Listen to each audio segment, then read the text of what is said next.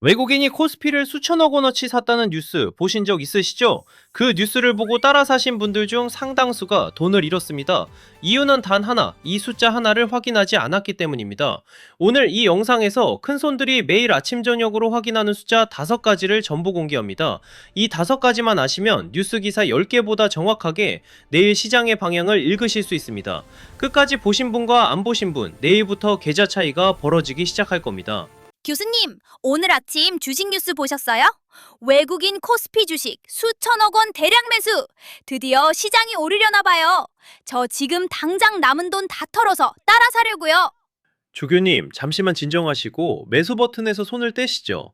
주식 뉴스에서 외국인 대량 매수 헤드라인을 보고 따라 샀다가 손해본 적 혹시 없으신가요?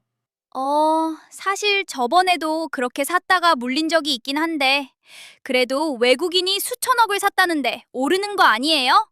대부분의 개인 투자자분들이 그렇게 생각하십니다. 오, 이제 오르겠구나. 나도 사야겠다. 라고요. 하지만 조교님, 그게 바로 함정이었을 수도 있습니다. 외국인이 주식 현물을 샀다는 사실만으로는 절대 시장의 방향을 판단하시면 안 됩니다. 오늘 저는 그 함정을 피하는 방법, 그리고 진짜 큰 손들이 매일 아침 저녁으로 확인하는 숫자 5가지를 완전히 공개해 드릴게요. 오늘 이 영상만 끝까지 보시면 내일부터 당장 스스로 시장의 진짜 흐름을 읽으실 수 있을 겁니다. 와, 진짜요? 당장 첫 번째 비밀부터 알려주세요. 첫 번째는 바로 선물 시장입니다. 외국인이 현물을 살 때 반드시 함께 봐야 할 것이 그들이 선물 시장에서 어느 방향에 돈을 걸었느냐입니다. 쉽게 비유하자면 선물이란 미래의 주가 방향에 돈을 거는 게임과 같습니다. 오를 것 같으면 매수에 걸고 내릴 것 같으면 매도에 걸죠.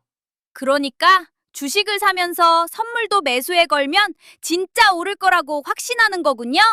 정확합니다. 하지만 뉴스와는 다르게 현물은 사면서 선물에서는 매도, 즉 하락에 베팅하고 있다면 그건 전혀 다른 이야기입니다. 이해하기 쉽게 비유를 들어볼게요. 조교님이 동네 부동산 사장님인데 슬슬 동네 집값이 떨어질 것 같다는 느낌이 드는 겁니다. 그런데 갑자기 동네 집을 팍팍 사들이면 어떻게 될까요? 동네 사람들이 부동산 사장님이 집을 사네? 집값 오르려나 보다 하고 따라 사기 시작하겠죠? 맞습니다. 바로 그 틈에 부동산 사장님은 집값이 떨어지면 이득을 보는 상품에 몰래 가입해두는 겁니다. 그러면 집값이 오르든 내리든 본인은 이미 안전하게 방어 준비가 끝난 거죠. 주식시장에서 외국인들이 딱 이렇게 합니다. 현물을 사서 시장을 끌어올린 다음 뒤로는 선물해서 하락에 베팅해두는 거예요. 세상에, 진짜 교활하네요. 겉으로는 사는 척하면서 뒤로는 폭락에 돈을 걸다니. 물론 외국인들이 개인을 속이려고 악의적으로 그런다기보다는 자신들의 거대한 자금을 지키기 위해 일종의 보험을 드는 해지 전략일 때가 많습니다. 하지만 그 속사정을 모르고 뉴스만 보고 따라 들어가는 개인 투자자 입장에서는 결과적으로 치명적인 함정이 되는 거죠. 하하, 그들의 보험이 우리한테는 독약이 될 수 있군요. 그럼 외국인이 현물이랑 선물을 어떻게 샀는지 저희 같은 개인들이 어디서 확인할 수 있어요? 개인 투자자분들이 가장 접근하기 쉬운 네이버 증권 PC 버전을 기준으로 설명해 드릴게요. 컴퓨터로 네이버 증권에 접속한 뒤 화면 상단에 있는 국내 증시 탭을 누르세요. 그리고 화면 왼쪽 메뉴를 쭉 내려보시면 투자자별 매매 동향이라는 메뉴가 있습니다. 거기를 클릭해 보세요. 오, 왼쪽 메뉴에 투자자별 매매 동향 들어갔어요. 화면 중앙 상단을 보시면 코스피, 코스닥, 선물이라는 탭이 나란히 있는 게 보일 겁니다. 먼저 코스피 탭에서 외국인이 오늘 주식을 얼마나 샀는지 빨간불인지 파란불인지 확인하시고요. 바로 옆에 있는 선물 탭을 눌러서 선물 시장의 동향도 실시간으로 확인하는 겁니다. 아까 현물에서는 주식을 엄청 샀는데 선물 탭을 봤더니 1조, 2조씩 팔고 있다면 내일장이 흔들릴 수 있겠구나 하고 조심하셔야 합니다. 코스피 탭이랑 선물 탭을 번갈아 가면서 같이 체크해야 하는 거군요. 만약에 밖이라서 컴퓨터가 없으면 어떡해요? 그럴 때는 조교님이 평소에 쓰시는 스마트폰 증권사 앱을 켜는 게 가장 빠릅니다. 앱 안에 돋보기 검색창에 투자자별 혹은 매매 동향이라고 검색하시면 현물과 선물을 한 화면에서 보여주는 메뉴가 다 갖춰져 있거든요. 처음엔 귀찮겠지만 이 습관 하나가 조교님의 계좌를 지켜주는 가장 확실한 방어선이 될 겁니다. 자, 이제 두 번째 이야기로 넘어가 볼까요? 네, 시장 전체 방향은 수급으로 잡았으니 이제 제가 사려는 종목이 진짜 오를지 확인하는 방법인가요? 맞습니다. 주식 차트에서 세력들이 절대 속일 수 없는 단 하나의 진실, 바로 거래량입니다. 주식판에는 주가는 속여도 거래량은 절대 못 속인다는 격언이 있죠. 주가를 조금 올리거나 내리는 건 생각보다 적은 돈으로도 할 수 있지만요. 평소보다 10배, 20배 넘는 거래량을 터뜨리려면 수백억, 수천억의 돈이 실제로 움직여야만 하거든요. 거래량은 기관이나 외국인 같은 큰 손들이 남긴 지울 수 없는 발자국 같은 거네요. 이것도 네이버 증권에서 바로 볼 수 있나요? 그럼요. 네이버 증권 검색창에 관심 있는 종목을 검색하고 들어가 보세요. 상단 메뉴에서 차트 탭을 누르면 화면 위에는 빨갛고 파란 주가 캔들들이 보이고 그 바로 아래에 막대 그래프들이 줄지어 보일 겁니다. 그게 바로 거래량입니다. 이 발자국을 읽으면 세 가지 핵심 패턴이 보입니다. 첫 번째 패턴은 이렇습니다. 어떤 주식이 몇 달 동안 바닥을 빌빌기고 있어요. 주가도 안 오르고 거래량 막대도 잔잔한데 어느 날 갑자기 평소에 5배, 10배가 넘는 거래량 기준이 빡 하고 솟아오르면서 주가가 살짝 꿈틀대기 시작합니다. 개미들이 갑자기 용돈을 모아서 다 같이 샀을 리는 없고 누군가 큰 돈을 싸들고 와서 조용히 쓸어담기 시작한 거군요. 맞습니다. 팔이 날리던 한적한 식당에 갑자기 관광버스 3대가 서더니 단체 손님이 쏟아져 나오는 장면이랑 똑같습니다. 조만간 맛집으로 소문날 거라는 뜻이죠. 이런 신호를 발견하면 바로 관심 종목에 등록해 두시고요. 그 중에서 진짜로 관심이 가는 종목은 딱 한 주만 사두시는 걸 추천합니다. 오잉? 큰 손이 들어왔다면서요. 왕창 사는 게 아니라 왜 딱 한 주만 사요? 단순히 관심 종목 그룹에만 넣어두면 며칠 지나면 관심이 식어서 그냥 안 보고 넘어가기 십상이거든요. 하지만 단 일주라도 내 돈을 주고 주식을 가지고 있으면 상황이 달라집니다. 매일 내 계좌 잔고창에 그 종목이 떠 있게 되니까요.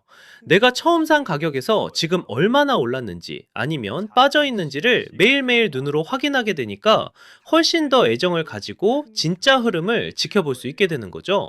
아하, 역시 내 돈이 아주 조금이라도 물려 있어야 찐 관심이 생기고 진짜 공부가 된다는 거군요. 일명 한 주 정찰병 보내기. 당장 써먹어야겠어요. 그럼 두 번째 패턴은 뭐예요? 두 번째가 가장 중요합니다. 절대 무시하시면 안 되는 패턴이죠. 주가가 이미 바닥 대비 2배, 3배 올라 있는 산꼭대기 상태입니다.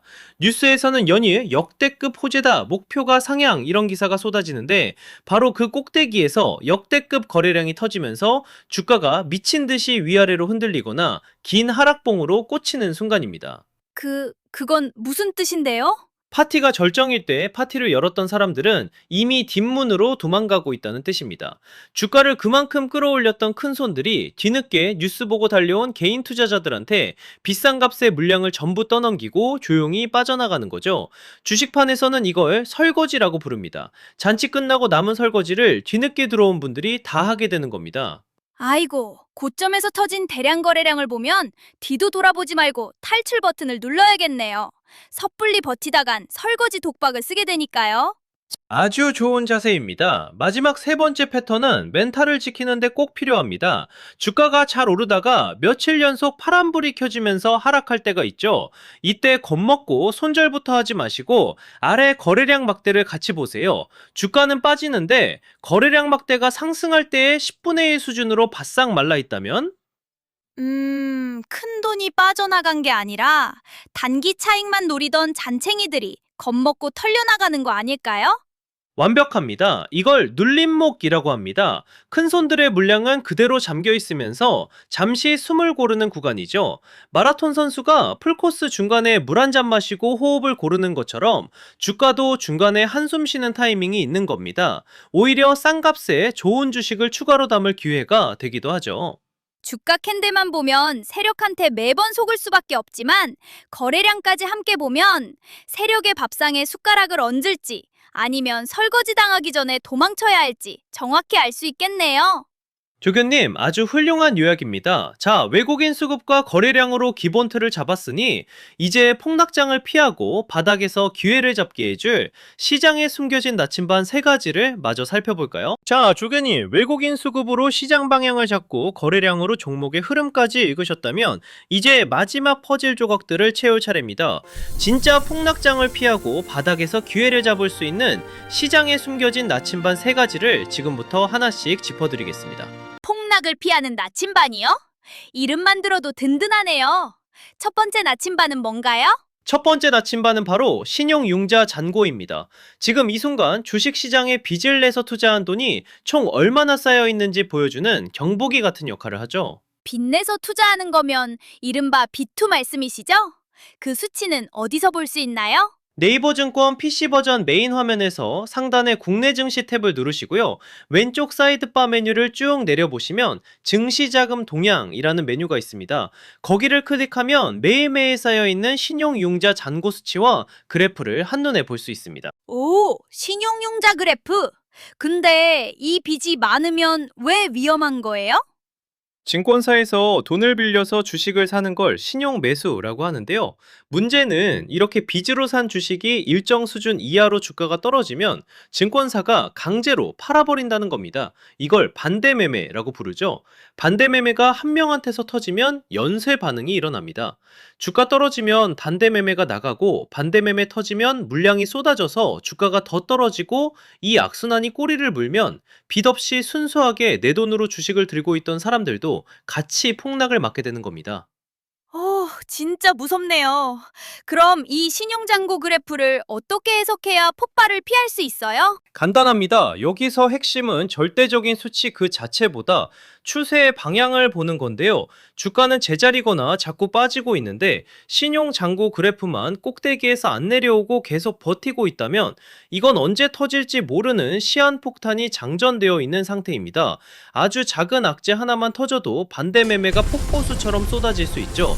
이런 상황에서는 신규 매수를 멈추고 현금 비중을 늘려두는 게 맞습니다. 반대로 그 폭탄이 다 터지고 나면 어떻게 되나요? 장이 며칠 크게 무너지면서 신용 잔고 수치가 수직으로 뚝뚝 떨어지는 순간이 옵니다. 그건 시장의 악성 고름이 다 짠해졌다는 확신한 신호입니다. 바로 그때가 오히려 튼튼한 우량주를 조금씩 분할 매수할 아주 좋은 타이밍이 되는 거죠. 아하! 절대 수치가 아니라 추세를 보고 고름이 다 빠질 때까지 기다려야 하는군요. 그럼 두 번째 나침반은요? 두 번째 나침반은 프로그램 매매입니다. 요즘 큰 기관이나 외국계 자금들은 사람이 직접 매수 매도 버튼을 누르는 게 아닙니다.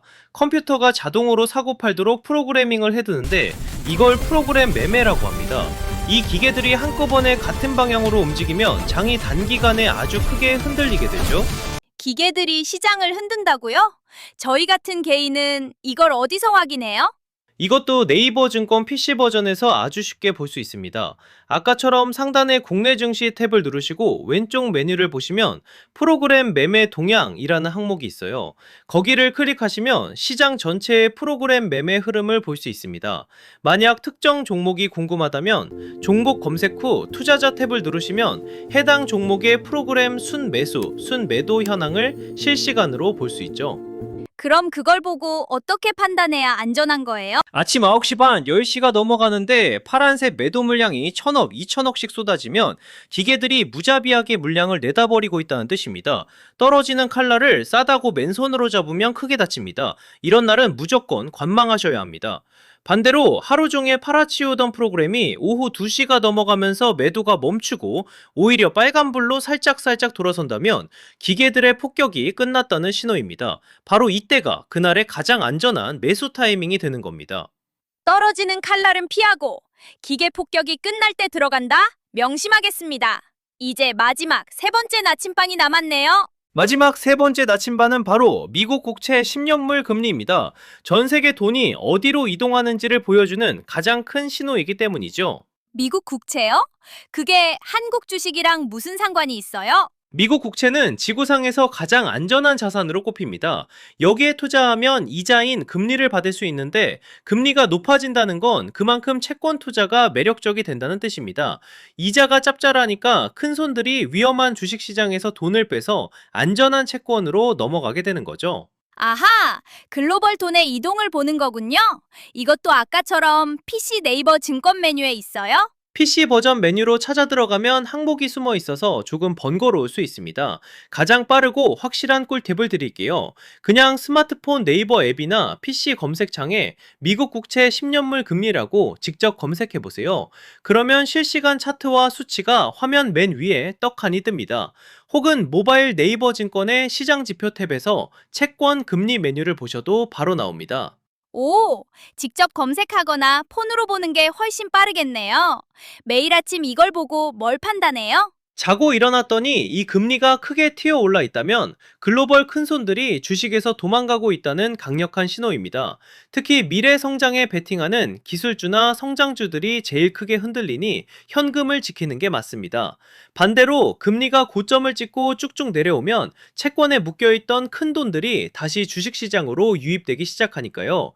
이 흐름을 미리 읽고 있으면 아주 좋은 자리에서 낙폭 과대 기술주의 반등을 잡아낼 수 있죠. 와, 지금까지 배운 5가지를 정리해보니까 진짜 시장이 다르게 보이네요. 현물과 선물 수급, 거래량, 신용잔고, 프로그램 매매, 미국 국채금리까지. 맞습니다. 다시 한번 강조하지만 이 5가지를 한꺼번에 다 외우려 하지 마세요. 오늘 당장 네이버 검색창을 켜고 딱 하나만 검색해 보는 겁니다. 그것만으로도 조교님은 오늘부터 시장을 다르게 보기 시작하실 겁니다. 매일 이 지표들을 보는 습관이 쌓이면 자극적인 뉴스 기사 10개보다 이 무뚝뚝한 숫자 하나가 조교님의 피 같은 돈을 지켜주는 가장 든든한 방패가 될 겁니다. 맞아요. 뉴스 제목만 보고 허겁지겁 따라 사는 묻지마 투자는 오늘로 끝입니다. 당장 제 스마트폰 첫 화면에 네이버 증권 즐겨찾기 고정해두겠습니다. 오늘 꿀팁 너무 감사해요, 교수님. 오늘 영상이 도움이 되셨다면 구독과 좋아요, 알림 설정 꼭 부탁드립니다. 앞으로도 여러분의 계좌를 든든하게 지켜줄 냉철하고 예리한 시장 분석, 저희 흰부엉이 경제연구소가 책임지겠습니다. 매일매일 돈 되는 도토리 같은 꿀팁들 꽉꽉 채워서 다시 찾아올게요. 지금까지 흰부엉이 경제연구소였습니다. 다음 시간에 또 만나요.